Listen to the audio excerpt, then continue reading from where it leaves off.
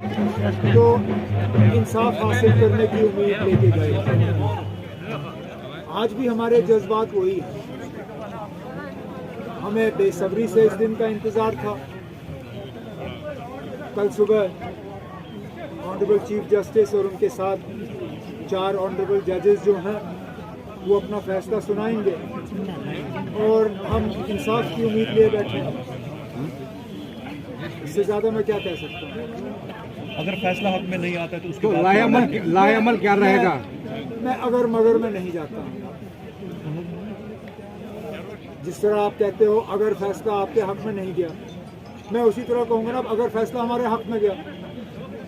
दोनों चीज़ें मुमकिन हैं। फैसला आने दीजिए, उसके बाद हम बात करेंगे। आज कोई ये नहीं कह सकता है कि उनको पता है कि ऑनरेबल जजेस की तरफ से क्या फैसला आने वाला है। अब अफसोस है, इसका यहाँ के लोगों पे भरोसा करिए। यहाँ के लोगों ने कब पिछले 4 सालों में कानून को अपने हाथ में लिया? 2019 में नहीं लिया, 2020 में नहीं लिया। आज जबकि गाज़ा को लेके हम सब बहुत ज़्यादा नाराज़ हैं, आज भी लोग जो है दिमाग से काम ले रहे हैं, माहौल को बिगाड़ने की कोशिश नहीं कर रहे हैं। फैसला आने के बाद भी यहाँ के लोग जो हैं वो माहौल नहीं बिगाड़ेंगे। पुलिस को पकड़ धकड़ करने की ज़रूरत नहीं है, लोगों पे भरोसा करना चाहिए उन्हें। कल महबूबा मुफ्ती साहिबा ने कहा उमर अब्दुल्ला साहब ने पहले हमला किया था पीडीपी पे, तो उस बारे में आप क्या कहेंगे? अफसोस की बात यह है कि बंद कमरे में जो महबूबा मुफ्ती साहिबा कहती हैं और खुलेआम जो कहती हैं उसमें ज़मीन आसमान का फ़र्क है।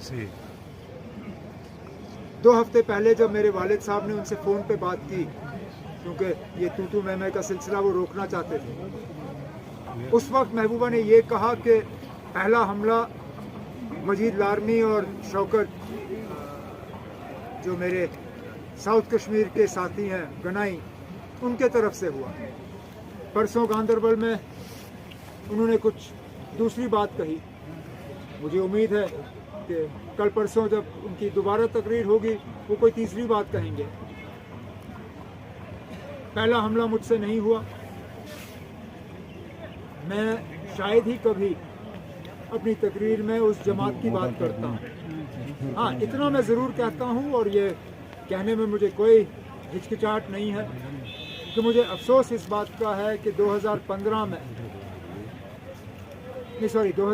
में जब हमने बीजेपी को रोकने के लिए पीडीपी के साथ दोस्ती का हाथ आगे बढ़ाया था, उस वक्त हमारे हाथ को ठुकराया गया, उस दोस्ती को कबूल नहीं किया गया और उसका खमियाजा हम आज भुगत रहे हैं।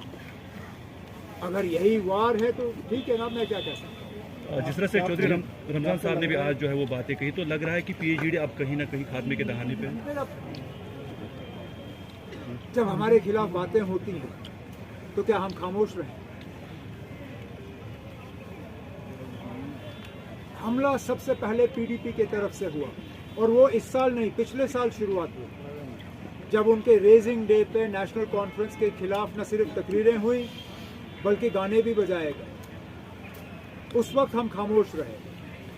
फिर इस साल सिलसिला और ज़्यादा बढ़ा। मैं अभी भी नहीं चाहता हूँ कि ये इस तरह के हालात बने रहे। आपने देखा होगा मैंने अपनी तकरीर में इस तरह की कोई बात नहीं। वहाँ से हमारे ऊपर हमले रुक जाएं, यहाँ से भी जो है मेरे पार्टी जो है साथी वो इस तरह की बातें नहीं करेंगे। लेकिन ये ज़रूर है जब वहाँ से बात उठती है और ख़ासकर उनके सदर के तरफ से, तो यहाँ से जवाब देना फिर ज़रूरी है। नॉर्मल से क्लेम्स हैं, कल जो है एक और अटैक एक कांस्टेबल पर हुआ, तो आप क्या किस तरह से देखते हैं? अफसोस, हालात ठीक नहीं है।